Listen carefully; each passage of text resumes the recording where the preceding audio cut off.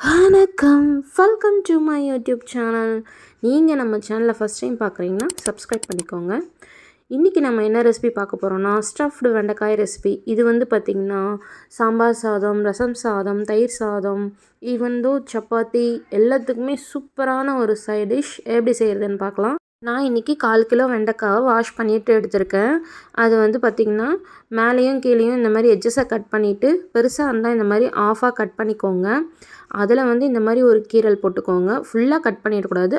இந்த மாதிரி ஒரே ஒரு கீரல் தான் போடணும், இப்படி ஓப்பன் பண்ணுற மாதிரி. இப்போது உள்ளே வைக்கிற ஸ்டஃபிங் ரெடி பண்ணிடலாம். அதுக்கு ஒரு மிக்சிங் பவுலில் 2 டேபிள் ஸ்பூன் கடல மாவு, 1/4 ஸ்பூன் மஞ்சத்தூள், 1/2 ஸ்பூன் கரம் மசாலா, 1 ஸ்பூன் ஃபுல்லாக வந்து காஷ்மீரி மிளகாய்த்தூள் எடுத்துருக்கேன். நீங்கள் தனி மிளகாய்த்தூள் எடுத்துக்கிட்டிங்கன்னா 1/4 ஸ்பூன் இல்லை 1/2 ஸ்பூன் போட்டுக்கோங்க. காரத்துக்கு ஏற்ற மாதிரி. இது காரம் இருக்காது. இது கூடவே தேவையான அளவு சால்ட், 1/2 ஸ்பூன் ஜீரகம், 2 பல் பூண்டை க்ரஷ் பண்ணி வச்சுருக்கேன், அதையும் சேர்த்துக்கலாம். ஒரு 1/2 லெமனை ஸ்க்யூஸ் பண்ணி வச்சுருக்கேன், அதையும் சேர்த்துடலாம்.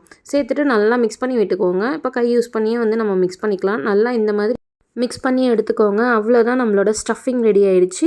வெண்டைக்காய் பாருங்கள், நான் எல்லாமே வந்து இந்த மாதிரி வெட்டி வச்சுருக்கேன், ஃபஸ்ட்டு உங்களுக்கு காமிச்ச மாதிரி. இப்போ இது எப்படி ஸ்டஃப் பண்ணோன்னா, இதை ஓப்பன் பண்ணி இந்த மாவு இருக்கு இல்லையா, அதை வந்து உள்ளே வந்து அப்படியே ஸ்டஃப் பண்ணணும். நான் வந்து ஒரு கையிலே காமிக்கிறதால கொஞ்சம் கஷ்டமாக இருக்குது, நல்லா பார்த்துக்கோங்க. நல்லா ஓப்பன் பண்ணி உள்ளே அந்த மாவு போட்டுட்டு க்ளோஸ் பண்ணிடணும், அவ்வளோதான்.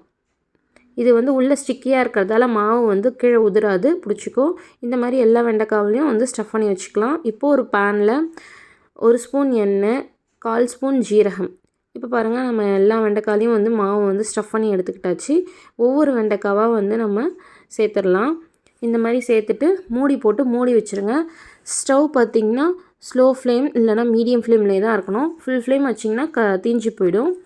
இப்போது ஒரு 2 மினிட்ஸ்க்கு அப்புறம் வந்து ஓப்பன் பண்ணி பார்த்திங்கன்னா அடியில் இருக்கிறதெல்லாம் வந்து லைட்டாக வந்து கலர் வந்து மாறி இருக்கும். இப்போ வந்து நம்ம திருப்பி போட்டுடலாம்.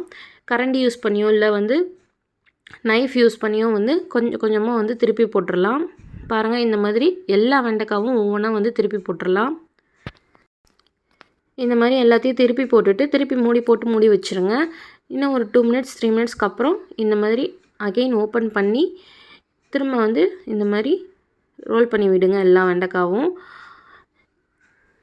நல்லா எல்லா சைடும் வெந்து வந்ததுக்கப்புறம் அடுப்பு ஆஃப் பண்ணிடலாம். அவ்வளோதான், நம்மளோட வெண்டைக்காய் பாருங்கள் சூப்பராக ரெடி ஆகிடுச்சு.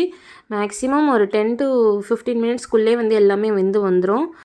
இந்த மாதிரி நல்லா ரோஸ்ட் ஆனதுக்கப்புறம் அடுப்பை ஆஃப் பண்ணிவிடுங்க. நம்மளோட ஸ்டஃப்டு வெண்டைக்காய் சூப்பராக ரெடி ஆகிடுச்சு. ரொம்ப டேஸ்ட்டாக இருக்கும். ஒரு தடவை ட்ரை பண்ணி பாருங்கள். ட்ரை பண்ணி பார்த்துட்டு எப்படி இருந்ததுன்னு கமெண்ட்டில் சொல்லுங்கள். This video is sponsored by BuyMo T-Shopping application. BuyMo T-Shopping application is one of the online shopping app. இந்த ஆப் பார்த்திங்கன்னா நம்மளோட ப்ளே ஸ்டோர்லேயும் ஆப் ஸ்டோர்லேயும் அவைலபிளாக இருக்குது. டிஸ்கிரிப்ஷனில் இதோட லிங்க் கொடுத்துருக்கேன். இன்ஸ்டால் பண்ணி செக் பண்ணி பாருங்கள். நம்ம வீட்டுக்கு தேவையான க்ராசரிஸ்லாம் இதில் வாங்கிக்கலாம். ரொம்ப யூஸ்ஃபுல்லான ஒரு ஆப்பு. இந்த வீடியோ உங்களுக்கு பிடிச்சிருந்தால் லைக் பண்ணுங்கள், ஷேர் பண்ணுங்கள், என்னோடய சேனலை சப்ஸ்கிரைப் பண்ணுங்கள். Thanks for watching.